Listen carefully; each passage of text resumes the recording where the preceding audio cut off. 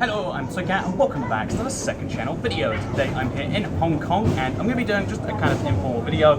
We're not going too deep into a subject because although I'd love to do that, I feel like Hong Kong, I need to spend more time here to really justify it. I'm just here for kind of like a 36-ish hour stint, but I did want to talk about the Hong Kong issue. A lot of Hong Kong subscribers have requested that I talk about a little bit of Hong Kong because it's one of the most bizarre situations in the world. And the best way to describe this is because Jeremy's with me on this trip and he's been trying to ask like, so is it its own country or is it going on here? And let me describe this in a simple word. So if you look behind me, this is the beautiful view of Hong Kong. This is all, pretty much all of Hong Kong you can see here. And if you look in the far distance, because it's a reasonably okay day for viewing, you can see China if you look really, really far back there. That's China back there. Except if you look in the foreground too, you'll see that's China too. And this is China. I'm in China. Except not really, right? So what's the deal with that? Because when it comes to most non-country countries, you know, countries that claim to be countries inside other countries, it's usually the precursor to some future situation. You know, think about the former socialist federations within the USSR and how they eventually became countries, or think about any situation like that. It always leads into something, but in Hong Kong it's interesting because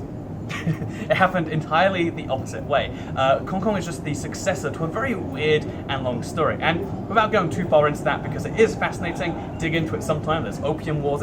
It's a whole fun thing. China refused to sell the UK tea, or there was reasons for it. And the UK, you know, we like tea. That's just a thing that we do.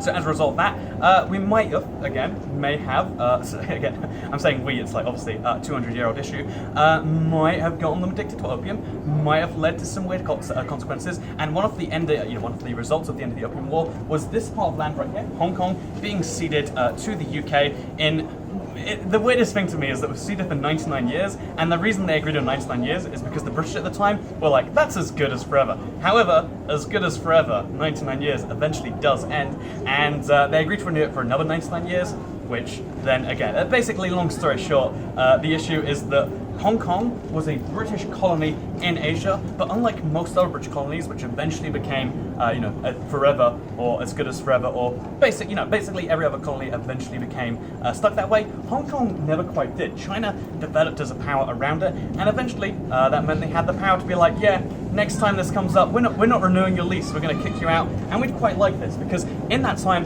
Hong Kong, quite fascinatingly to me at least, became one of the UK's richest colony, in fact the very richest colony, the only UK colony to surpass the UK in GDP per capita. That's right, the average Hong Konger is richer than the average person in the UK. It's really quite wild.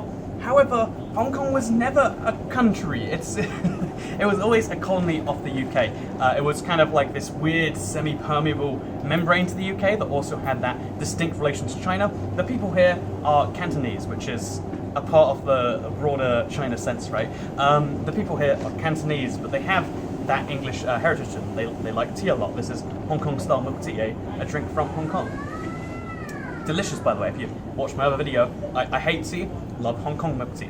They got the stuff going right, but they love the tea here. They've got a lot of British culture ingrained into that, but then obviously it's got the clear link to the country, which is only a few kilometers that way, by the way, of China, of course. And in 1997, that first lease came up for renewal, finally came up to its end, and although there was a part of Hong Kong which was permanently ceded, both the UK government and obviously China agreed that like it's the part of the Hong Kong that was leased forever versus the part that wasn't. They were two linked together, and they agreed to hand it over to China with the stipulation, in exchange for giving away the permanent cession, because a part of it was permanent, with the stipulation being that China leaves it alone for 50 years. Hong Kong, even though now we are technically in China, in 1997 this territory became officially one part of China, but it has remained because of the one China, two China's policy. I forget what it's actually called. The one China, two system, one country, two systems policy.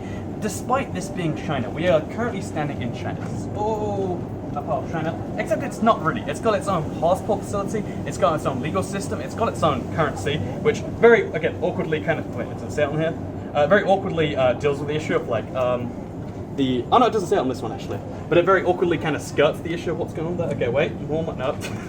I've got some money that says, I swear. Okay, so if we look at a 20 right here, it very awkwardly calls it, because the official name is the Hong Kong Special Administrative Region.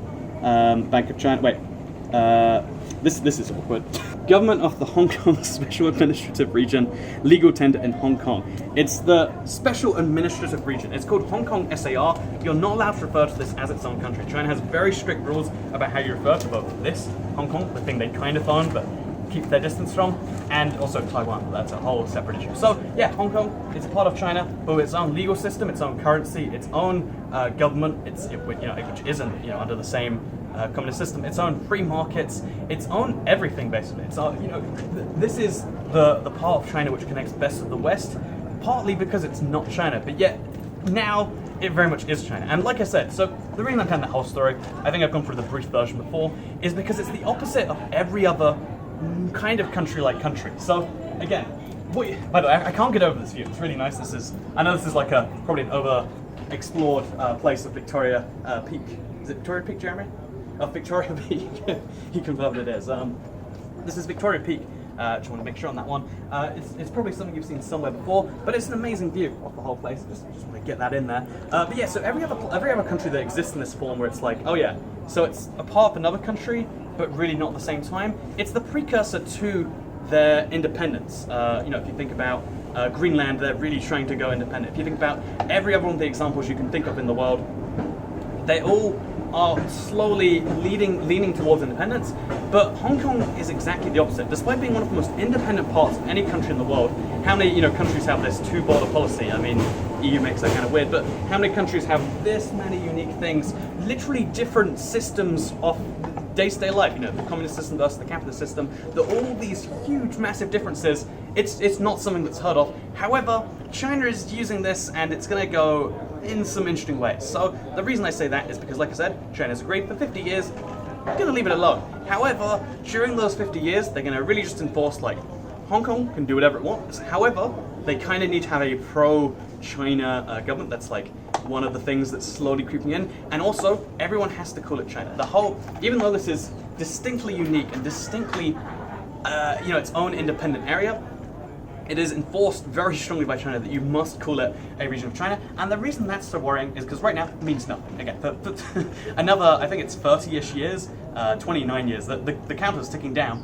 For another 29 years, probably means nothing. But it means in 50 years, when they decide, maybe it should stay the free port of Hong Kong, maybe it should stay at something, maybe it's outlived its usefulness in that way. Because right now, it brings people from the West into China. But maybe in that number of years, maybe it outlives that purpose. Maybe it needs to move into something that doesn't necessarily fit in that way, and that's where things get a little bit concerning, because what happens if China invades China?